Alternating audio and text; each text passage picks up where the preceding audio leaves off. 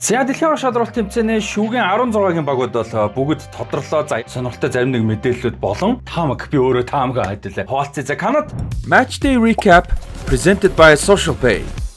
Канада бол энэ хүрээд дуусгалуу гэж бол би бодож байна. Энэ хоёрын тоглолтыг эхлээд товчхон ярьчих та хэд маань миний таамаг хэр зөв буруу байна хэлээрээ. Тэгээд Канадыг бол энэ хүрээд дуусгалуу гэж бол бодож байна. Марокког бол үнэхээр гүйцэхгүй байхаа, дийлэхгүй байхаа эцсийн үр дүнд. Гэхдээ Канадыг бол би муу тоглоно гэж бол бодохгүй байна. Маш сэтгэл зүй өндөр, одоо бэлтгэл сайтай, урамтай тоглолтыг үзүүлэх болоо гэж бол найдаж байна. Мароккогийн хувьд бол гэхдээ эцтэй илүүрхэх байхаа. Парагвай, Францын хувьд бол Парагвай бас Германыг хожиж бол энэ үед дэлхийн аваргын бас том шокуудын нэгийг үзүүлсэн болол Франц бол энэ жилийн дэлхийн аваргаар бүр үнэхээр хитрхи хол тасархай гахалтай байгаа. Энэ дээр бас нэг тийм хэрэгэлзээ байхгүй болоо. Франц бол нэг тийм зовхгүй булгаад авчих болоо гэсэн таамагтай байна. Сонирхолтой нь FIFA-гийн эртчүүдийн хөлбөмбөгийн топ 10 ранкинг дээр эхний 10-д байгаа бүх багууд шүүгийн 16-д үлдэх боломжтой байсан. Гэтэл нэг нь малтарсан байна. За тэрний юу гэхээр Нидерланд байна. Нидерландаас бас эхний 10-д байгаа багуудын 9-16-гийн эрхийг бол авсан байна. Тэгээ ганц Нидерланд малтаржээ. За тэгингээ хэдүүлээ твүүдээ бас нэг ярьчих гэж бодож байна. Шүүгийн 16-д бол одоо далайн бүсийн орнуудаас нэгч баг байхгүй мэдээж. Нэг баг орсон, Шинзланд малтарсан. Азийн хөлбөмбөгийн холбооноос нийт 9 баг орсон бол 9-лээ мултраад бол дууслаа байхгүй 16. За CONMEBOL буюу өмнөд Америкээс бол 6 баг орж байгаа. За 6 баг орсноос 2 нь одоо мултаржээ. За нэг нь бол Уругвай мултарсан мэдээж та хэд бол тэрийг санаж байгаа. Тэгээ Эквадор мултарлаа. За ингээд 4 баг нь бол үлдсэн байна 6 баг орсны. За CONCACAF буюу төв бөгөөд хойд Америкээс бол нийт 6 баг орсон. 3 нь эрхээ авч ирсэн, 3 нь бол шууд зохион байгуулагчаар бол орж байгаа. За тэгээ 3 нь мултраад 3 нь үлдсэн. Мултарсан 3 нь бол эрхээ авч ирсэн 3. Одоогийн байдлаар бол үргэлжилж байгаа 3 нь бол зохион байгуулагч 3 баг. Гуруулаа бол шүүгийн 16-д эрхээ авлаа. Африкийн хөлбөмбөгийн холбооноос бол 10 баг орсон. 9 нь хэсгээс гарсан, түүнээс ганц хэсгээс мултарсан. Дараагийн шатанд бол одоо 9 баг гарсны 7 нь мултарч бол одоо ямар ч байсан 2 баг бол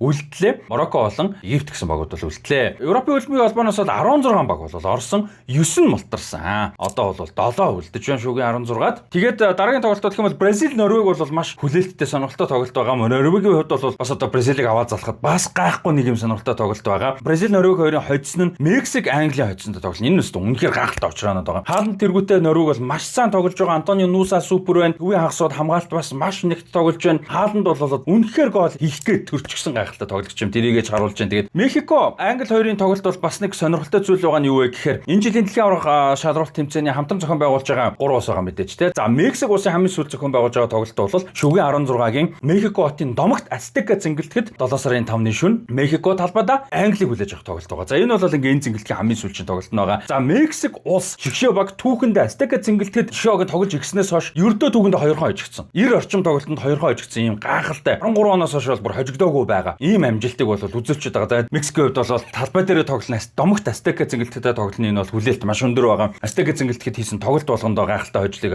үзүүлээд байгаа. Тэгээд энэ жилийн дэлхийн аваргаар бол ерөөсөө гол алдаагүй 2хан багийн нэг Мексик байгаа, нөгөөх нь Испани байгаа. Тэгэхээр Англидээ их тоглолтноор одоо хамгаалт ямар байх вэ? Довтлогоо яах вэ? Тэ яг Англи одоо бас яах вэ гэдэг сонирхолтой байна. За тэгээд Чикшогийн эргэн тойронд бас нэг сонирхолтой болсон юм гэхэд гэх юм бол амарж байгаа буудалтай амарж байгаа хоёр нэг юм хөгжөлтэй бичлэгийг Очова хийсэн байсан. Тэрэн дээр яасан гэхээр Очоваг одоо нөгөө жоохон хүүхдээ шалгаж байгаа юм шиг тэ унтах цаг нь болцсон байхад унтаагүй байна уу үгүй гэж шалгаж байгаа. Гэрийн даалгараа хийсэн үү үгүй юу гэж шалгаж байгаа. Тэнгүүтээ давхар ингээ унтуулах гээд үлгэр ярьж өгнө гэдэг бэлдэж очиж байгаа ийм хөгжөлтэй бичлэг бол хийсэн байлээ. Тэр бас гоё харагдажсэн. За тэгээд дээрэс нь Хилберто Мора мэдээж 17 настай тий. Тэгээд ингээд энэ чинь дэлхийн аварга үеэр бол насан туршийн тоглогчид бол янз бүрийн л одоо улс устаач тэр дэлхийн хэмжээнд ч тэр янз бүрийн спонсор ивентч байгууллагатай мэдээж хамтарч ажилладаг. Тэгээд Хилберто Мора 17 настай болохоор хүүхдүүд рүү чиглэсэн юм чоколад бэклад янз бүрийн юмны амттай юм сүү байдаг шүү дээ.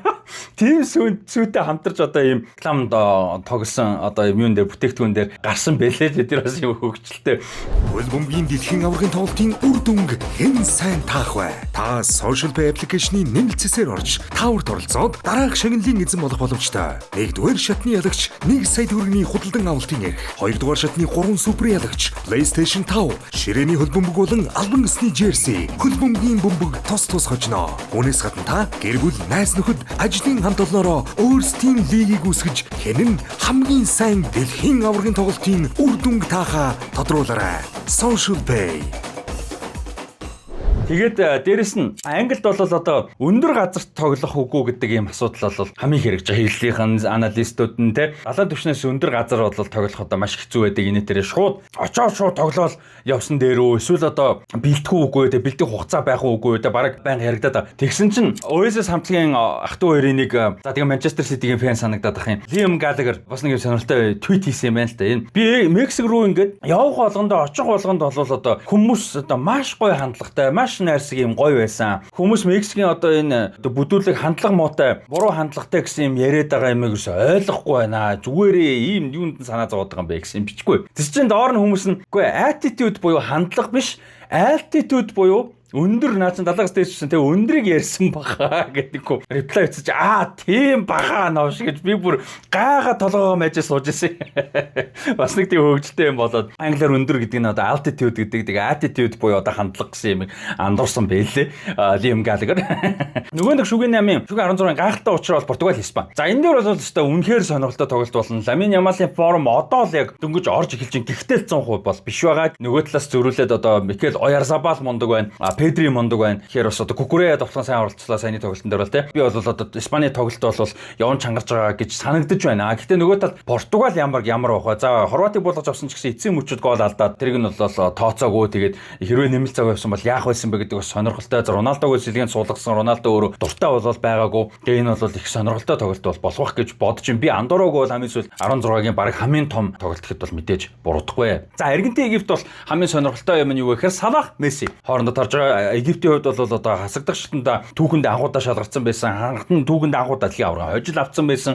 За ингээд дэлхийн аваргын түүхэнд анхудаа хасагдах шатны дараагийн шатанд одоо шалгарч хасагдах шатнаас нэг шат дахиад ингээ агч байгаа. Үйлдэл болгондоо түүх бүтээж байгаа гэсэн үг тийм ээ. Египтийн хувьд бол ийм явж гэн. За Аргентины хувьд бол одоо мэдээж аварга хамгаалж байгаа хүчил байдалтай бол байж гэн. Сонирхолтой тоглолт болох бах. Гэхдээ Аргентин яалтчгүй фаворитуд байх баха. Гэхдээ саяны хийсэн Кабо Вердетэй хийсэн тоглолтоос бол нэгдүгээр би мах бод 20 дугаар сэтгэл зүйд маш ядарсан баг. Нилээн одоо ядарсан юм тоглолт болсон. Тэгэхээр Египтийн хувьд яг мэдээж нэмэлт цаг яваа пенальт зогсон л доо. Гэхдээ Аргентин шиг тэгэж бол зовоогүй шүү дээ. Яг тэр талаас нь бодох юм бол Египтэд арай давуу тал байгаа гэж бол бодож байна. За тэгээд Швейцар, Колумб энэ бол явж хамгийн сонирхолтой бас тоглолтууд байна. Эвгүйхээр маш ойрхон хоёр баг байна. Швейцар хэдийгээр одоо маш олон жилийн дараа 88 жилийн дараа анхудаа хасагдах шатанд хожил авч байгаа ч гэсэн маш туршлагатай, нягт тоглолттой ийм гоё бүрэлдэхүүн ба. Йохан Манзамби гэж залуу үнэхээр гялцаж байна. Дан Ндое, Брилин бол хоёр сайн байна. Гранит Жака мэдээж муу тоглоно гэж байхгүйгээд ингээ бүрэлдэхүүн бол маш сайн байгаад байгаа. Тэгээ Колумб маш сайн бас бүрэлдэхүүн байна. Тэгэхээр энэ хоёр бол маш туршлагатай, нягт entertaining гэдэг талаасаа ийм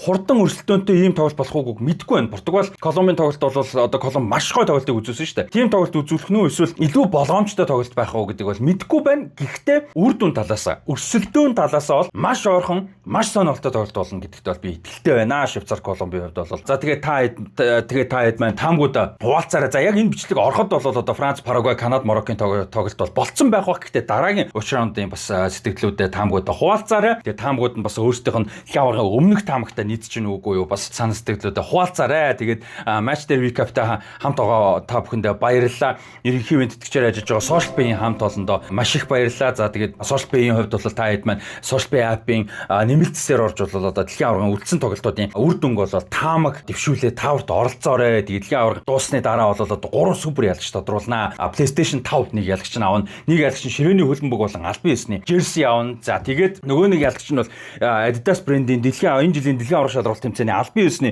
бөмбөг болохын Trionda бөмбөгийн эзэн болохын шүү. Тэгэхээр та бүхэн идэвхтэй оролцоогоорой. За тэгээд дээрэс нь мэдээж гэр бүл найз нөхөд хамт олноороо бол одоо өөрсдийн лиг үүсгэж бол хоорондоо бас өрсөлдөх боломжтой шүү. Тэгээд тэрэнд нэгтцгээгээр хамт байсан бүгдээр нь баярлалаа. Match day recap-ийн дараагийн дугаараар уулзлаа. Түр баяртай.